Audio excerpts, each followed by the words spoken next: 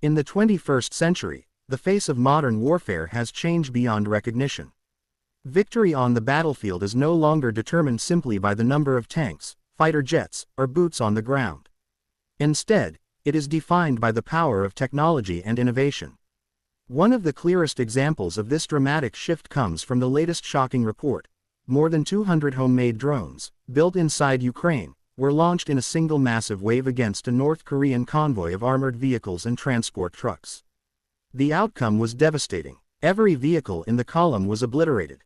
There were no survivors. What happened was more than just another episode of destruction in a war zone. It was a symbolic turning point, a demonstration that low-cost, intelligent machines can completely dismantle heavily armed forces that once appeared invincible. Ukraine has been under immense pressure as the war with Russia drags into its second year. This struggle for survival has forced the nation to innovate at an extraordinary pace. Workshops, garages, and small labs have been transformed into hubs of military invention. Commercial drones, the same kind you might find in an electronics store, have been reconfigured into deadly machines capable of delivering explosives with pinpoint accuracy. These so-called DIY drones have already played a role in Ukraine's resistance, but the recent swarm attack marked one of the largest and most coordinated operations yet. Releasing over 200 drones simultaneously created the effect of a storm of death raining down from the night sky, overwhelming everything in its path.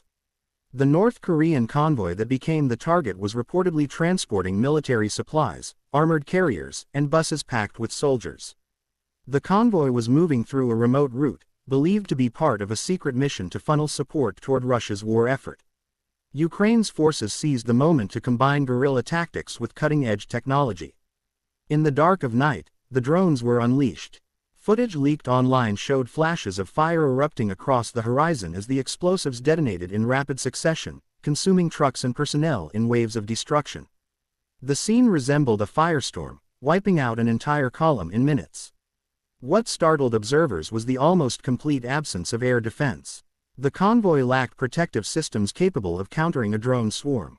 These homemade drones, small and agile, carried only modest payloads.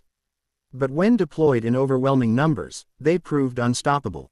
Soldiers in the convoy tried to fire back, but it was like shooting rifles at a sky full of locusts. The imbalance of scale made resistance impossible. The result was catastrophic losses that could not be hidden. This incident immediately captured the attention of military analysts across the world. It raised two urgent questions. First, what exactly is the role of North Korea in this conflict? For months, there have been accusations that Pyongyang was sending weapons, ammunition, and even covert troops to bolster Russia. Now, with a destroyed convoy, the evidence seems harder to deny. Second, what does this mean for the future of warfare? The message is clear. Cheap drones can defeat expensive armored columns.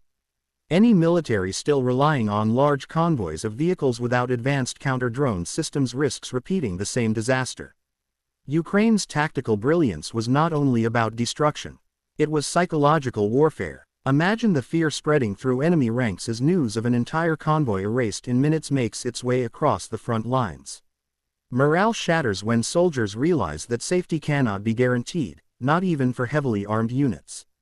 For Russia's allies, the warning is equally sharp. Joining this war could carry a price no one is prepared to pay.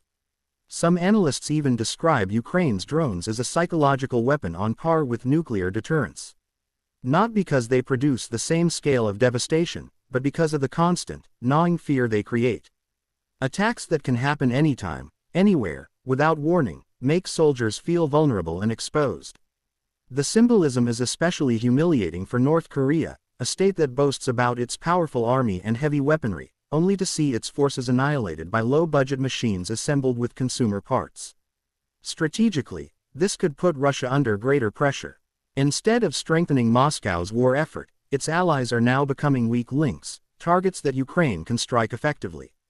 The political consequences spread far beyond the battlefield, as the international community questions the wisdom of North Korea inserting itself into this bloody conflict. The implications for future warfare are enormous. Nations around the globe are now rethinking the value of expensive tanks, armored carriers, and convoys. If swarms of small, affordable drones can wipe them out so easily, then the balance of military investment will shift. The age of mass drone warfare has begun, and countries that fail to adapt may find their armies obsolete. Ukraine has shown that creativity and resourcefulness can rival, and even surpass, the technological advantages of larger powers.